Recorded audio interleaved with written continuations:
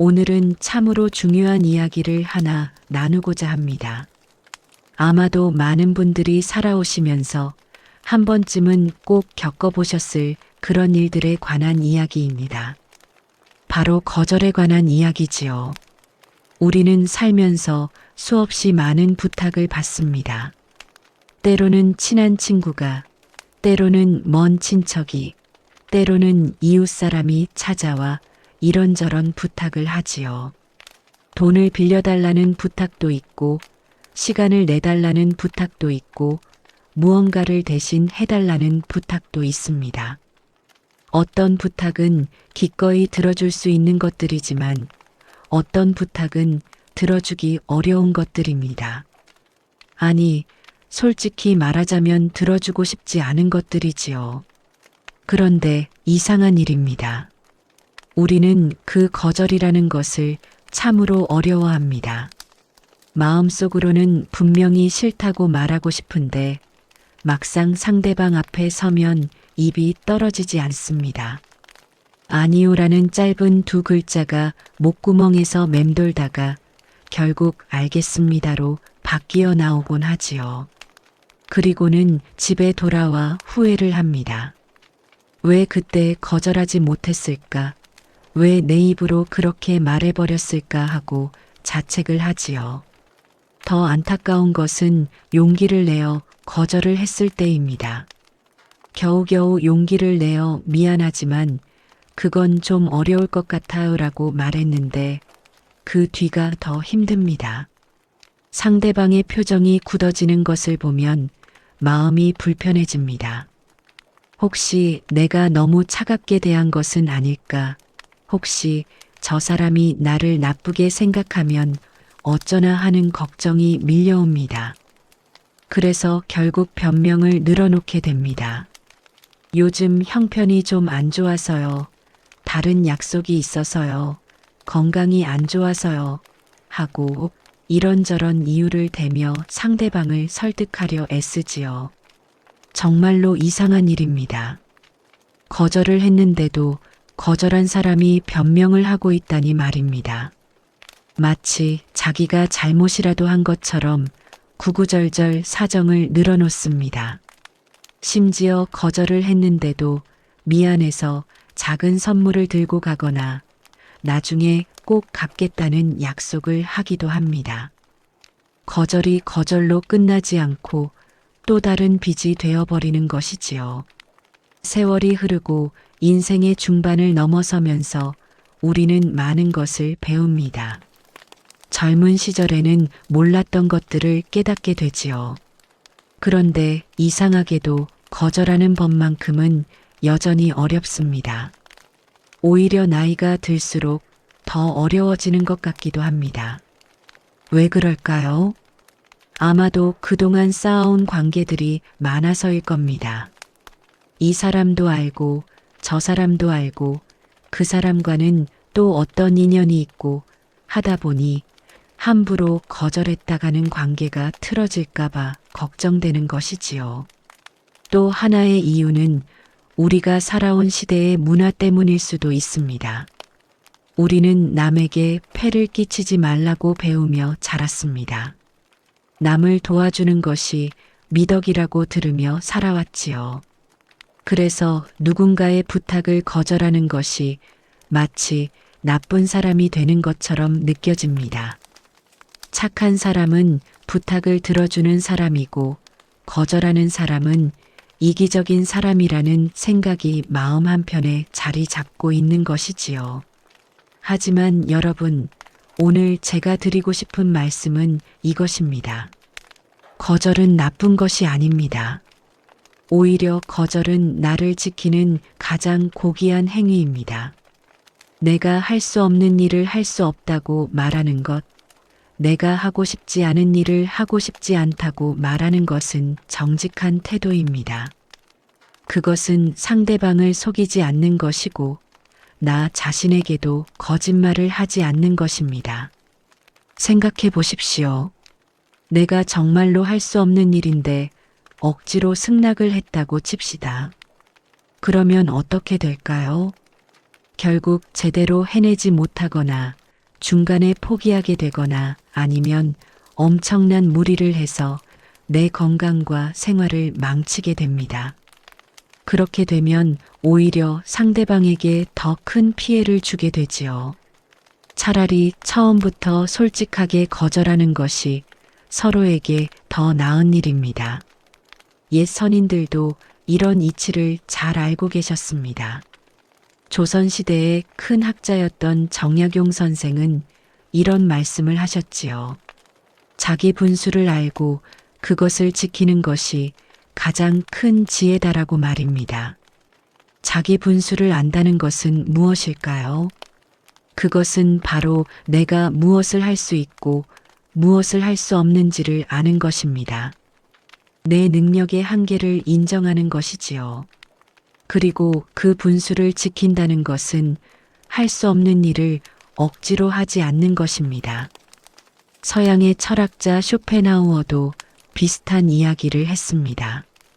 그는 다른 사람의 의견에 흔들리지 않고 자기 자신으로 살아가는 것이야말로 진정한 자유다라고 말했지요. 남들이 뭐라고 하든, 남들이 어떻게 생각하든 나는 나답게 살아야 한다는 뜻입니다. 그리고 그렇게 살기 위해서는 때로는 거절할 줄 알아야 합니다. 내가 원하지 않는 것을 거부할 줄 알아야 하는 것이지요. 유대인들의 지혜가 담긴 탈무드에도 이런 이야기가 나옵니다. 어느 마을에 참으로 착한 사람이 살았답니다. 이 사람은 누가 무엇을 부탁해도 절대 거절하지 않았지요. 누가 돈을 빌려달라고 하면 돈을 빌려주고 누가 일손이 필요하다고 하면 달려가서 도와주었습니다. 사람들은 그를 칭찬했습니다. 저 사람처럼 착한 사람이 어디 있겠나 하고 말이지요. 그런데 세월이 흐르자 이상한 일이 벌어졌습니다. 그 착한 사람은 점점 가난해지고 건강도 나빠지고 가족들과의 시간도 없어졌습니다. 남들을 돕느라 정작 자기 자신과 자기 가족을 돌보지 못한 것이지요. 결국 그는 쓰러지고 말았습니다. 그제야 사람들이 깨달았습니다. 아, 무조건 들어주는 것만이 능사가 아니구나 하고 말입니다. 이 이야기가 우리에게 주는 교훈은 무엇일까요? 착한 것과 어리석은 것은 다르다는 것입니다. 진정으로 착한 사람은 남도 돕지만 자기 자신도 돌볼 줄 압니다.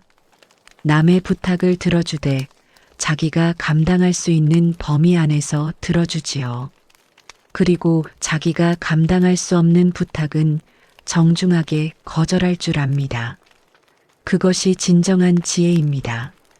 그런데 많은 분들이 이렇게 생각하실 겁니다. 그래, 거절해야 한다는 건 알겠어. 하지만 어떻게 거절하지? 그냥 싫다고 말하면 너무 무례한 것 같고 그렇다고 이유를 길게 설명하자니 변명처럼 들리고 말이야. 바로 그것입니다. 오늘 제가 여러분께 말씀드리고 싶은 핵심이 바로 그것입니다. 어떻게 하면 품위 있게, 우아하게, 그러면서도 확실하게 거절할 수 있는가 하는 것이지요. 우선 한 가지 분명히 해야 할 것이 있습니다. 거절할 때 긴 설명은 필요 없습니다. 아니, 오히려 긴 설명은 독이 됩니다. 우리가 거절할 때 구구절절 이유를 늘어놓는 것은 사실 상대방을 배려해서가 아닙니다. 그것은 우리 자신의 죄책감을 덜기 위한 것이지요.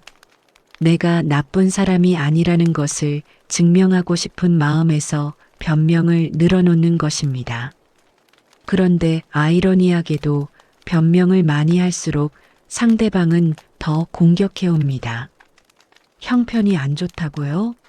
그럼 조금만이라도 빌려주시면 안 될까요? 다른 약속이 있다고요? 그럼 그 약속을 미루시면 안 될까요? 이런 식으로 우리가 내놓은 변명을 하나하나 무너뜨리려 듭니다.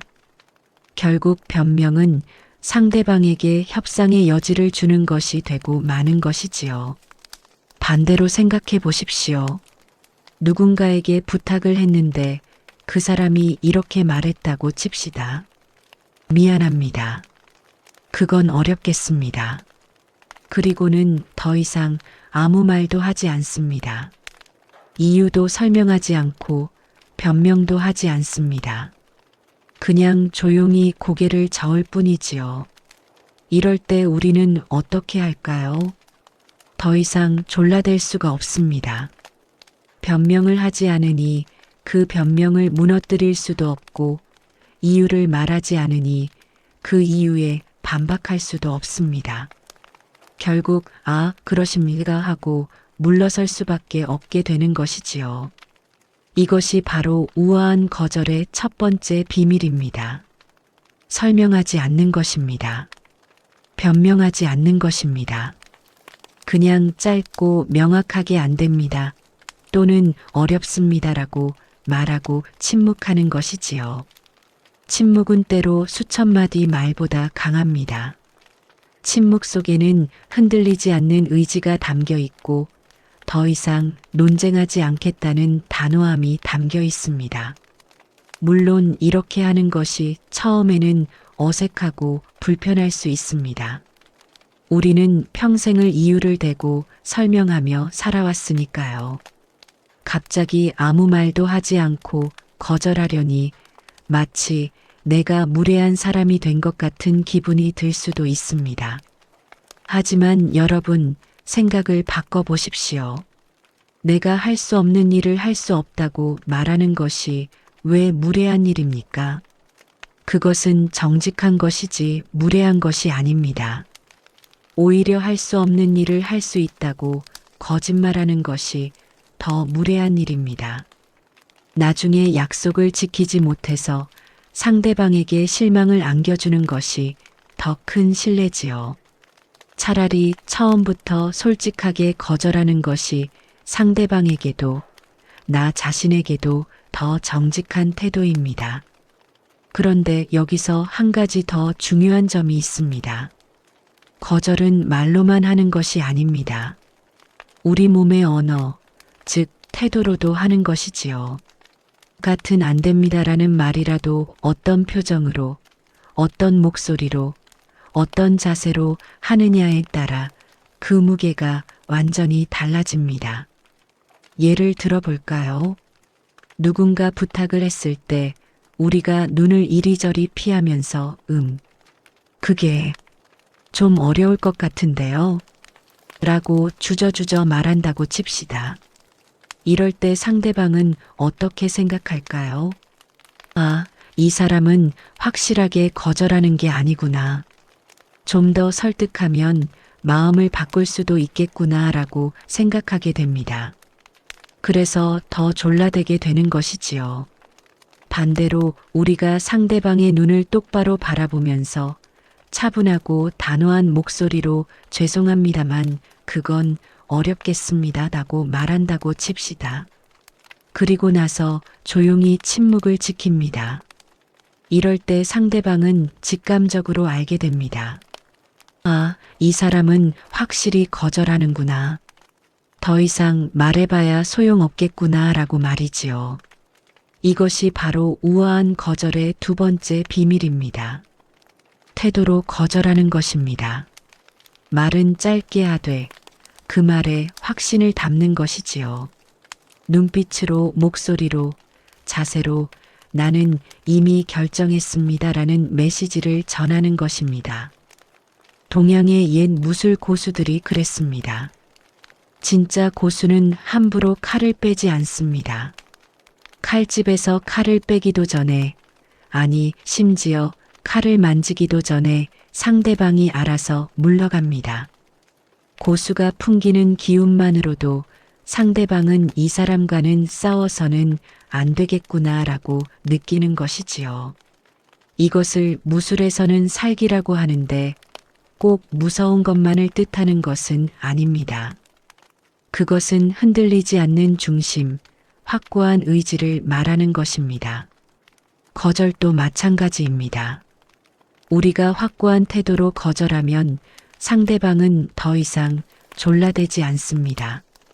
반대로 우리가 주저주저하고 미안해하면서 거절하면 상대방은 계속해서 압박해오게 됩니다. 결국 거절의 성공 여부는 우리의 태도에 달려 있는 것이지요. 그렇다면 구체적으로 어떤 태도를 취해야 할까요? 먼저 목소리입니다. 목소리는 너무 크지도 너무 작지도 않아야 합니다. 소리를 지르듯이 크게 말하면 화가 난 것처럼 보이고 반대로 너무 작게 속삭이듯 말하면 자신 없어 보입니다. 적당한 크기로 분명하게 또박또박 말하는 것이 좋습니다.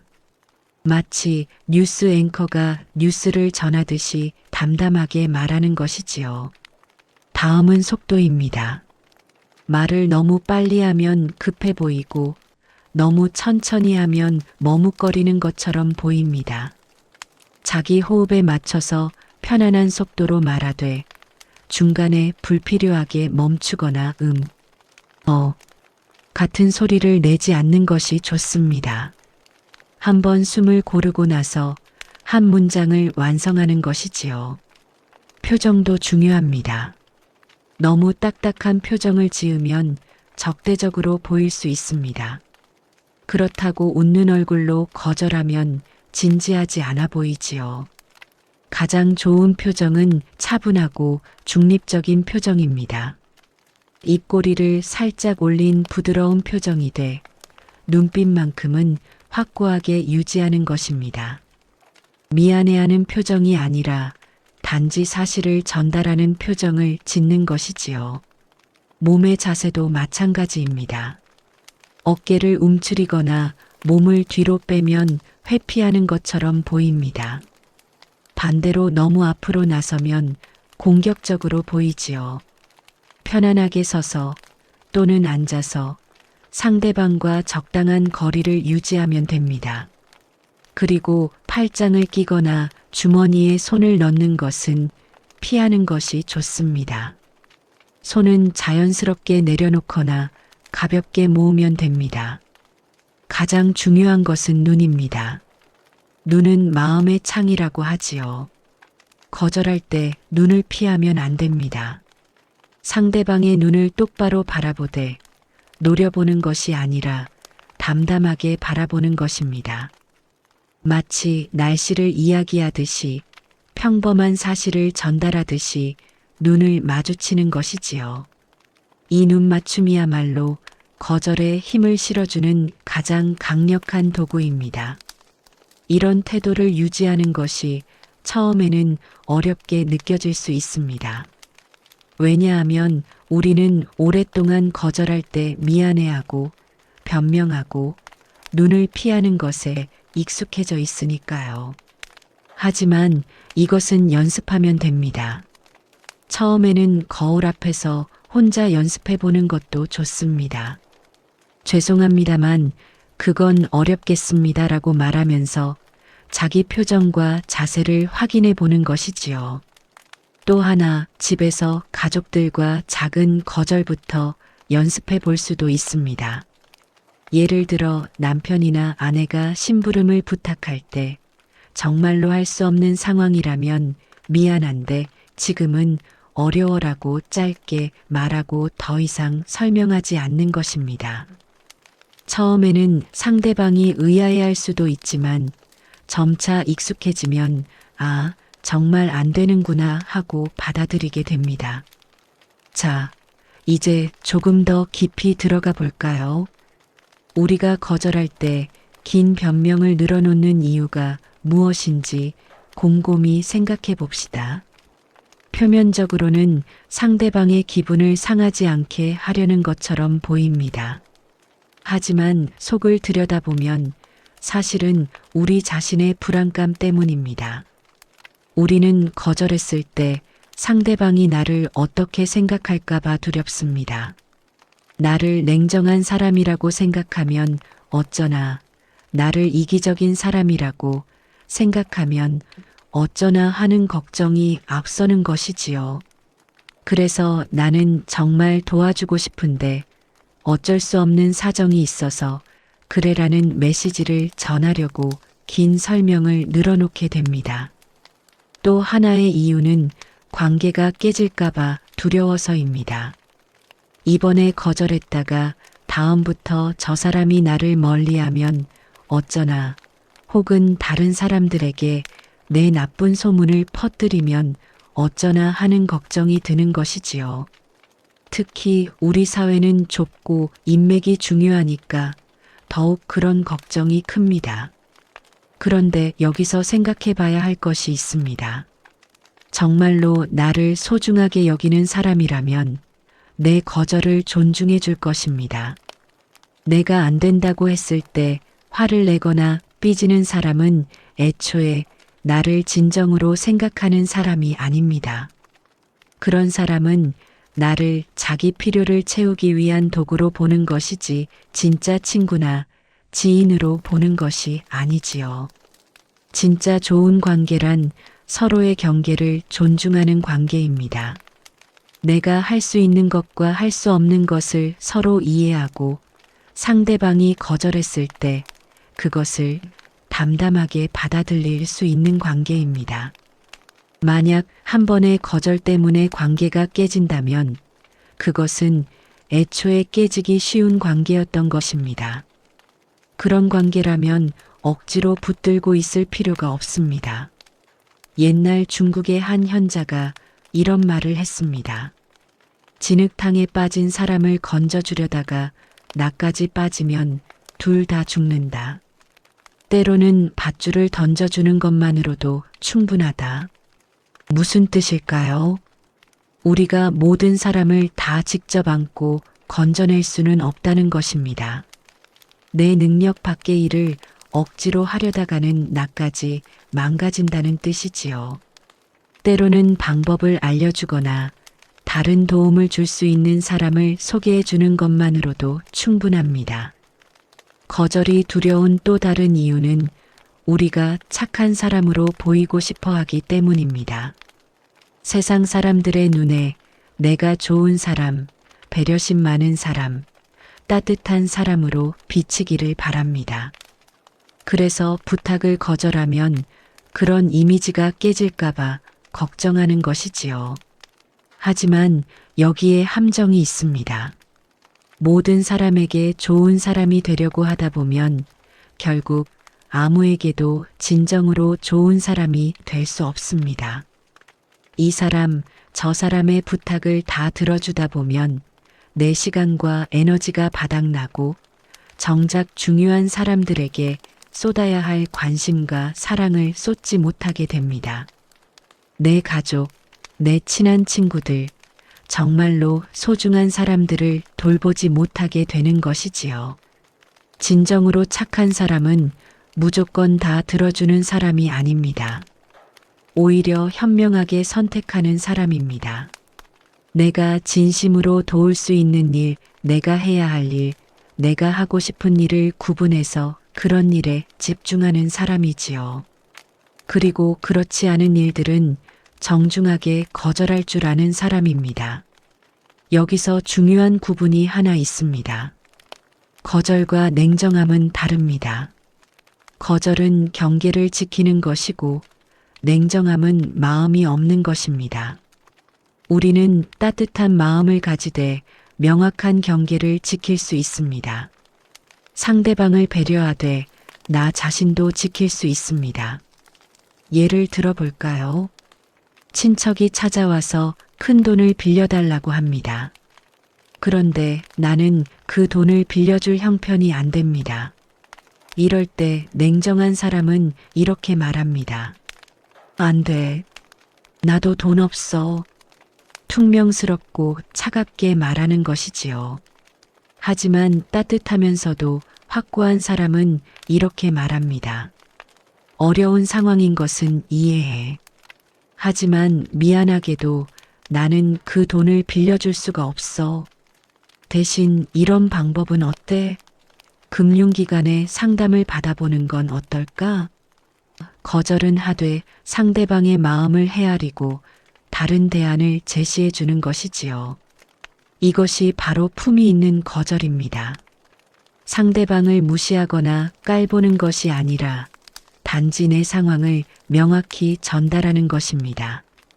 그리고 가능하다면 다른 방향을 안내해 주는 것이지요. 하지만 여기서도 주의할 점이 있습니다. 대안을 제시한다고 해서 길게 설명하거나 과도하게 책임을 지려고 해서는 안 됩니다. 짧게 한두 가지 방향만 제시하고 나머지는 상대방이 스스로 해결하도록 내버려 두는 것입니다. 그렇다면 정말로 무례한 부탁을 받았을 때는 어떻게 해야 할까요? 세상에는 때때로 선을 넘는 사람들이 있습니다. 상식적으로 이해할 수 없는 부탁을 하거나 이미 여러 번 거절했는데도 계속해서 졸라대는 사람들이 있지요. 이럴 때는 어떻게 해야 할까요? 이럴 때는 더욱더 말을 아껴야 합니다. 무례한 사람과 말씨름을 하면 안 됩니다. 말씨름을 하면 할수록 우리만 에너지를 낭비하게 됩니다. 상대방은 이미 예의를 저버린 사람이므로 우리가 아무리 설명하고 설득해봤자 소용이 없습니다.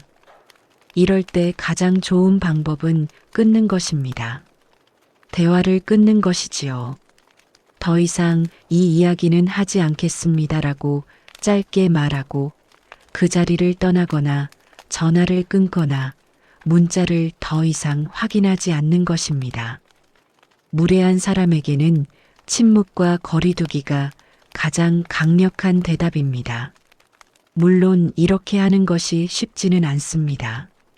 특히 그 사람이 가까운 친척이거나 오래 알고 지낸 사람이라면 더욱 그렇지요. 하지만 생각해 보십시오. 내가 편안하게 살 권리와 그 사람과의 관계 중에서 무엇이 더 중요합니까? 나를 힘들게 하고 존중하지 않는 사람과의 관계를 유지하는 것이 과연 의미가 있을까요? 인생은 한정되어 있습니다. 우리에게 주어진 시간과 에너지는 한정되어 있습니다. 그 소중한 시간과 에너지를 나를 괴롭히는 사람에게 쏟을 것인가? 아니면 나를 사랑하고 존중하는 사람들에게 쏟을 것인가? 선택은 분명합니다. 여기까지가 거절의 기본 원리입니다. 설명하지 말 것, 확고한 태도를 유지할 것, 그리고 무례한 사람과는 거리를 둘 것. 이 세 가지만 기억해도 우리는 훨씬 더 편안하게 거절할 수 있습니다. 이제 한 가지 더 중요한 이야기를 해볼까 합니다. 거절을 하고 나면 찾아오는 감정들에 대한 이야기입니다. 우리가 아무리 확고하게 거절을 했다 하더라도 그 후에 여러 가지 감정이 밀려옵니다. 혹시 내가 너무했나 하는 후회, 상대방이 나를 미워하면 어쩌나 하는 걱정, 내가 이기적인 사람은 아닐까 하는 자책감 같은 것들이지요. 이런 감정들은 지극히 자연스러운 것입니다. 우리가 평생을 남을 배려하며 살아왔고 거절하는 것에 익숙하지 않으니 당연히 이런 감정이 드는 것이지요. 하지만 이 감정들에 휘둘려서는 안 됩니다. 이 감정들은 그저 오래된 습관이 만들어낸 것일 뿐 현실을 반영하는 것이 아닙니다. 거절한 후에 마음이 불편하다면 스스로에게 물어보십시오. 내가 거절한 것이 잘못된 일인가? 대부분의 경우 답은 아니오일 것입니다. 내가 할 수 없는 일을 거절한 것, 내가 하고 싶지 않은 일을 거절한 것은 잘못이 아닙니다. 그것은 나를 지킨 것입니다. 그렇다면 왜 마음이 불편할까? 그것은 오래된 습관 때문입니다. 우리는 오랫동안 거절하면 안 된다고 배워왔고 남의 부탁을 들어주는 것이 미덕이라고 생각해 왔습니다. 그 오래된 생각이 지금 우리를 괴롭히는 것이지요. 하지만 이것은 시간이 지나면 점차 사라집니다. 거절을 할 때마다 조금씩 편해지고 나중에는 거절이 자연스러워집니다. 생각해 보십시오. 아이가 처음 자전거를 배울 때 얼마나 무섭고 어렵습니까? 넘어질까봐 두렵고 균형을 잡는 것이 힘들지요. 하지만 계속 연습하다 보면 어느새 자연스럽게 타게 됩니다. 거절도 마찬가지입니다. 처음에는 어색하고 불편하지만 계속하다 보면 자연스러워집니다. 그리고 거절한 후에는 스스로에게 작은 보상을 주는 것도 좋습니다. 오늘 나는 용기를 냈어. 나를 지켰어라고 스스로를 칭찬해 주는 것이지요. 맛있는 차 한 잔을 마시거나 좋아하는 음악을 듣거나 산책을 나가는 것도 좋습니다. 거절은 나를 지킨 것이니 그것을 축하할 만한 일입니다. 이제 실제로 거절할 때 쓸 수 있는 구체적인 문장들에 대해 이야기해 보겠습니다. 상황에 따라 어떤 말을 할 수 있는지 알아두면 실전에서 훨씬 더 편안하게 거절할 수 있습니다. 가장 기본적인 거절 문장은 이것입니다. 죄송하지만 어렵겠습니다. 짧고 명확합니다. 이유를 설명하지 않고 여지를 남기지 않습니다. 만약 상대방이 왜요? 라고 묻는다면 개인적인 사정이 있습니다. 라고만 답하면 됩니다. 그 이상은 설명하지 않는 것이지요. 조금 더 부드럽게 말하고 싶다면 이렇게 할 수 있습니다. 마음은 고맙지만 지금은 어려울 것 같아요. 상대방의 마음을 헤아려 주되 거절은 확실히 하는 것입니다. 여기서도 마찬가지로 이유를 설명하지 않습니다. 지금은이라는 표현을 넣었지만 이것이 나중에는 가능하다는 뜻은 아닙니다. 그냥 거절을 부드럽게 만드는 장치일 뿐이지요. 돈을 빌려달라는 부탁에는 이렇게 말할 수 있습니다. 미안해. 나는 돈을 빌려주지 않는 것을 원칙으로 하고 있어. 이것은 아주 좋은 문장입니다. 개인적인 거절이 아니라 원칙의 문제로 만드는 것이지요. 너라서 안 되는 게 아니라 나는 누구에게도 돈을 빌려주지 않아라는 메시지를 전하는 것입니다. 시간을 내달라는 부탁에는 이렇게 말할 수 있습니다. 요즘 개인적으로 시간을 내기가 어려워서요. 구체적인 이유를 말하지 않고 단지 어렵다는 사실만 전달합니다. 상대방이 언제쯤 괜찮을까요? 라고 묻는다면 지금으로선 알 수 없네요 라고 답하면 됩니다. 집에 방문하겠다는 제안에는 이렇게 말할 수 있습니다.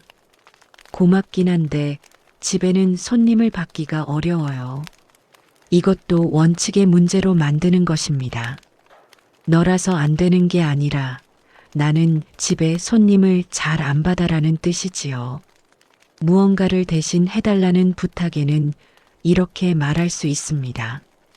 미안하지만 제가 그걸 해드릴 처지가 아니에요. 할 수 없다는 것을 분명히 하되 왜 할 수 없는지는 설명하지 않습니다. 여기서 중요한 것은 이 모든 문장들이 짧다는 것입니다. 한 문장, 길어야 두 문장입니다. 그리고 이유를 구체적으로 설명하지 않습니다. 개인적인 사정, 원칙, 처지가 아니다 같은 포괄적인 표현만 사용할 뿐입니다. 또 한 가지 주목할 점은 이 문장들이 미안함을 표현하되 과도하게 사과하지 않는다는 것입니다. 죄송하지만, 미안하지만, 고맙긴 한데 같은 표현으로 예의를 갖추되 정말 미안해요. 제가 이래서는 안 되는데 같은 과도한 사과는 하지 않습니다. 과도한 사과는 오히려 상대방에게 이 사람은 마음이 약하구나. 조금만 더 졸라대면 될 것 같아라는 생각을 심어줍니다. 이제 좀 더 까다로운 상황들에 대해 이야기해 보겠습니다. 때로는 거절하기가 특히 어려운 상황들이 있습니다. 예를 들어 상대방이 은인이거나 권위가 있는 사람이거나 아니면 아주 가까운 가족인 경우입니다. 먼저 은인의 부탁을 거절해야 할 때입니다. 과거에 나를 도와준 사람이 부탁을 해오면 거절하기가 참으로 어렵습니다. 마치 배은망덕한 사람이 되는 것 같은 기분이 들지요. 하지만 여기서도 원칙은 같습니다. 과거의 은혜와 현재의 부탁은 별개의 문제입니다. 이럴 때는 이렇게 말할 수 있습니다. 예전에 도움 주신 것 정말 감사하게 생각하고 있어요. 하지만 이번 일은 제가 도와드리기 어려울 것 같습니다. 과거의 은혜는 인정하되 현재의 부탁은 거절하는 것이지요. 이 두 가지를 분리하는 것이 중요합니다. 상사나 윗사람의 부탁도 어렵습니다. 권위가 있는 사람의 부탁을 거절하면 나중에 불이익을 받을까봐 걱정되지요. 하지만 여기서도 원칙은 같습니다. 정말로 할 수 없는 일이라면 거절해야 합니다. 직장 상사에게는 이렇게 말할 수 있습니다. 말씀 감사합니다만 제가 지금 맡고 있는 업무들 때문에 추가로 일을 맡기가 어려울 것 같습니다. 거절하되 그 이유를 업무 부담으로 설명하는 것이지요. 개인적으로 싫어서가 아니라 객관적인 상황 때문이라는 것을 보여주는 것입니다. 가족의 부탁은 또 다른 차원에서 어렵습니다. 가족은 평생 함께할 사람들이니까요. 하지만 바로 그렇기 때문에 더욱 명확한 경계가 필요합니다. 가족이라고 해서 모든 부탁을 들어주다 보면 결국 관계가 망가집니다. 부모님이나 형제자매에게는 이렇게 말할 수 있습니다. 내 마음을 이해해줬으면 좋겠어. 지금은 그렇게 하기가 어려워. 가족에게는 조금 더 솔직하게 감정을 표현해도 됩니다. 내 마음을 이해해달라고 직접 요청하는 것이지요. 배우자의 부탁은 가장 어려울 수 있습니다. 함께 사는 사람이니 거절하면 집안 분위기가 나빠질까봐 걱정되지요. 하지만 오히려 배우자에게야말로 정직하게 거절해야 합니다. 평생을 함께할 사람에게 거짓으로 승낙하고 나중에 못 지키는 것보다 처음부터 솔직하게 말하는 것이 낫습니다. 배우자에게는 이렇게 말할 수 있습니다. 당신 마음은 알겠지만 나는 그게 부담스러워. 다른 방법을 함께 찾아볼까? 거절하되 대안을 함께 찾자고 제안하는 것이지요. 배우자는 인생의 동반자이니 문제를 함께 해결하는 것이 맞습니다. 이제 조금 다른 각도에서 생각해 볼까요? 우리가 거절을 어려워하는 또 다른 이유는 거절이 관계의 끝이라고 생각하기 때문입니다. 한번 거절하면 그 사람과의 관계가 끝날 것 같은 두려움이 있지요. 하지만 실제로는 그렇지 않습니다. 오히려 적절한 거절은 관계를 더 건강하게 만듭니다. 생각해 보십시오. 항상 부탁을 들어주기만 하는 관계는 평등한 관계가 아닙니다.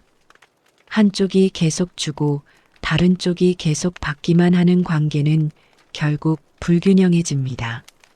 주는 쪽은 점점 지쳐가고 받는 쪽은 그것을 당연하게 여기게 됩니다. 이런 관계는 오래가지 못합니다. 반대로 서로 할 수 있는 것과 할 수 없는 것을 명확히 하는 관계는 건강합니다. 이건 내가 도와줄 수 있어라고 말할 때도 진심이고, 이건 미안하지만 어려워라고 말할 때도 진심입니다. 이렇게 정직한 관계가 오히려 오래갑니다. 실제로 많은 경우 우리가 걱정하는 것만큼 상대방은 화내지 않습니다. 우리가 명확하고 정중하게 거절하면 대부분의 사람들은 그것을 받아들입니다. 아, 그렇구나. 알겠어라고 말하고 다른 방법을 찾거나 다른 사람에게 부탁하지요. 물론 일부 사람들은 화를 낼 수도 있습니다. 삐지거나 서운해할 수도 있습니다. 하지만 그것은 그 사람의 선택이지 우리의 책임이 아닙니다. 우리는 정중하게 거절했을 뿐입니다. 그것을 어떻게 받아들이는가는 상대방의 몫이지요.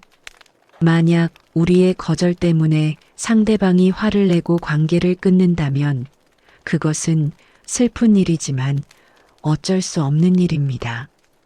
우리가 자신을 희생해가며 그 관계를 유지할 필요는 없습니다. 내가 아니오라고 말할 권리를 존중하지 않는 사람과의 관계는 애초에 건강한 관계가 아니었던 것입니다. 여기서 한 가지 더 중요한 점이 있습니다. 거절은 한 번으로 끝나지 않을 수도 있다는 것입니다. 어떤 사람들은 한 번 거절해도 계속해서 같은 부탁을 해옵니다. 다른 방식으로 다른 시기에 계속해서 같은 것을 요구하지요. 이럴 때는 어떻게 해야 할까요? 이럴 때는 같은 답을 반복하면 됩니다. 지난번에도 말씀드렸지만 그건 어렵습니다. 짧고 명확하게 같은 답을 반복하는 것이지요. 마치 녹음기처럼 같은 말을 되풀이하면 됩니다. 설명을 추가하거나 변명을 늘어놓지 않고 그냥 같은 답을 반복하는 것입니다. 이것을 심리학에서는 깨진 레코드 기법이라고 합니다. 옛날 LP판이 긁히면 같은 소리를 계속 반복하는 것처럼 우리도 같은 답을 계속 반복하는 것이지요. 상대방이 어떤 말을 하든 어떤 방식으로 접근하든 우리는 같은 답만 반복합니다. 어렵습니다. 안 됩니다. 그건 제 원칙입니다. 이렇게 말이지요. 처음에는 이것이 무례하게 느껴질 수도 있습니다. 하지만 생각해 보십시오. 진짜 무례한 것은 무엇일까요? 상대방이 이미 거절했는데도 계속해서 같은 부탁을 하는 것, 그것이 진짜 무례한 행동입니다. 그런 무례함에 대응하는 것은 정당한 방어입니다. 이제 거절의 마지막 단계에 대해 이야기해 보겠습니다. 거절 후에 찾아오는 평화에 대한 이야기입니다. 처음 몇 번은 거절이 어렵고 불편할 것입니다. 하지만 계속하다 보면 놀라운 변화가 일어납니다. 먼저 우리 자신이 변합니다. 거절할 때마다 우리는 조금씩 더 강해집니다. 나를 지킬 수 있다는 자신감이 생기지요.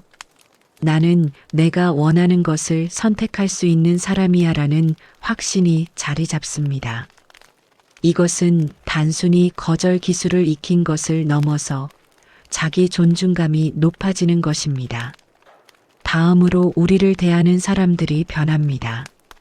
우리가 명확한 경계를 가진 사람이라는 것을 알게 되면 사람들은 함부로 부탁하지 않게 됩니다.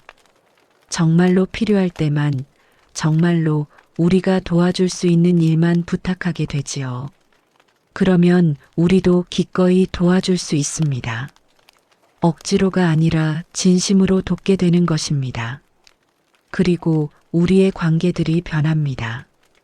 건강하지 않았던 관계들은 자연스럽게 정리됩니다. 우리를 이용하려고만 했던 사람들은 떠나가지요. 대신 진짜 소중한 관계들이 더 깊어집니다. 서로를 존중하는 관계, 서로의 경계를 인정하는 관계만 남게 되는 것입니다. 무엇보다 중요한 것은 우리 마음이 변한다는 것입니다. 거절을 할 수 있게 되면서 우리는 더 이상 죄책감에 시달리지 않습니다. 남의 눈치를 보느라 전전긍긍하지 않습니다. 내가 할 수 있는 것과 할 수 없는 것이 명확해지면서 마음이 편안해집니다. 이 편안함은 정말 큰 선물입니다. 세월이 흐르며 우리는 이제 인생의 중요한 것들을 알게 됩니다. 진짜 소중한 것이 무엇인지, 내 시간과 에너지를 어디에 써야 하는지 알게 되지요. 거절할 수 있다는 것은 바로 그 소중한 것들을 지킬 수 있다는 뜻입니다. 아침에 일어났을 때 오늘 하루를 어떻게 보낼지 스스로 결정할 수 있습니다. 누군가의 부탁 때문에 하루가 엉망이 되는 것이 아니라 내가 정말 하고 싶은 일, 해야 할 일에 집중할 수 있습니다. 손주들과 시간을 보내고 싶으면 그렇게 하고, 책을 읽고 싶으면 그렇게 하고, 친구들을 만나고 싶으면 그렇게 합니다. 이것이 바로 자유입니다. 거절은 단순히 아니오라고 말하는 기술이 아닙니다.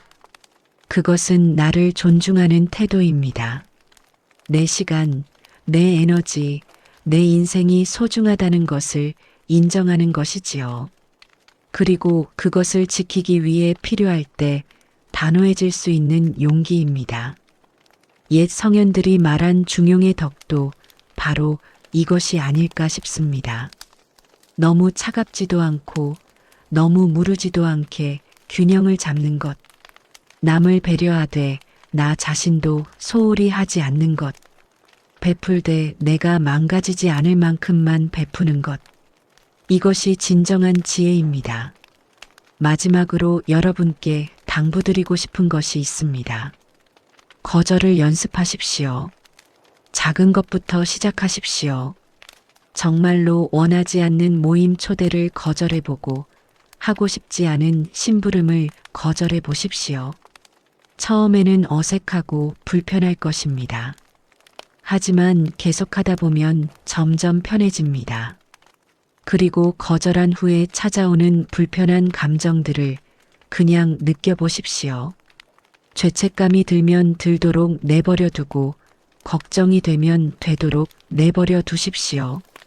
그 감정들은 잠시 머물다가 지나갑니다. 파도처럼 밀려왔다가 빠져나가지요. 그리고 나면 고요함이 찾아옵니다. 매번 거절할 때마다 스스로에게 이렇게 말해 주십시오. 나는 잘했어. 나를 지켰어. 그리고 거절했다는 이유만으로 당신을 나쁘게 보는 사람이 있다면 그 사람에 대해서는 이렇게 생각하십시오. 저 사람은 나를 진정으로 생각하는 사람이 아니구나. 그런 사람과 거리를 둔 것은 잘한 일이야. 인생의 후반부로 갈수록 우리에게 중요한 것은 많은 관계가 아니라 깊은 관계입니다. 많은 사람을 아는 것이 아니라 진짜 나를 이해해주는 몇 사람을 아는 것입니다. 그리고 그런 관계를 만들기 위해서는 건강하지 않은 관계들을 정리할 줄 알아야 합니다. 거절은 바로 그 정리의 과정입니다. 여러분, 우리는 이제 인생의 많은 것들을 경험했습니다. 기쁨도 알고, 슬픔도 알고, 성공도 알고, 실패도 압니다. 그 모든 경험을 통해 우리는 성장해 왔습니다. 이제는 거절하는 법도 배울 때입니다. 나를 지키는 법, 내 평화를 지키는 법을 배울 때입니다. 굳이 긴 말로 설명하지 않아도 됩니다. 구구절절 변명하지 않아도 됩니다. 짧은 한마디 미안하지만 어렵습니다라는 말과 함께 차분한 눈빛과 확고한 태도만 있으면 됩니다. 그것이면 충분합니다. 그것으로 우리는 품위를 지키면서도 우리 자신을 지킬 수 있습니다. 세상은 우리에게 계속해서 무언가를 요구할 것입니다. 하지만 우리에게는 선택권이 있습니다. 무엇을 받아들이고 무엇을 거절할지 선택할 권리가 있습니다. 그 권리를 행사하십시오. 당당하게, 그러나 우아하게 행사하십시오. 거절은 이기심이 아닙니다. 거절은 자기 보호입니다. 거절은 무례함이 아닙니다. 거절은 정직함입니다. 거절은 관계를 끊는 것이 아닙니다. 거절은 건강한 관계를 만드는 것입니다. 오늘부터 연습해 보십시오. 작은 거절부터 시작해서 점점 더 큰 거절도 할 수 있게 되실 겁니다. 그리고 어느 날 문득 깨닫게 되실 겁니다. 아, 내가 이렇게 편안할 수 있구나. 내가 이렇게 자유로울 수 있구나 하고 말입니다. 여러분의 인생은 여러분의 것입니다. 남의 부탁을 들어주며 사는 인생이 아니라 여러분이 진정으로 원하는 것을 하며 사는 인생이어야 합니다. 그리고 그런 인생을 살기 위해서는 때로 아니오라고 말할 수 있어야 합니다. 두려워하지 마십시오. 거절은 끝이 아니라 시작입니다. 진짜 내 인생의 시작입니다. 남의 기대에 맞춰 사는 인생이 아니라 내가 원하는 대로 사는 인생의 시작입니다. 그 시작을 위해 필요한 것은 단 하나, 우아하게 거절하는 용기입니다. 그 용기를 가지십시오. 여러분은 충분히 그럴 자격이 있습니다. 여러분은 평생을 열심히 살아오셨고, 많은 사람을 도와주셨고, 좋은 일도 많이 하셨습니다. 이제는 여러분 자신을 위할 때입니다. 여러분의 평화를 위할 때입니다. 오늘 이야기가 마음에 남으셨다면 구독과 좋아요 부탁드립니다.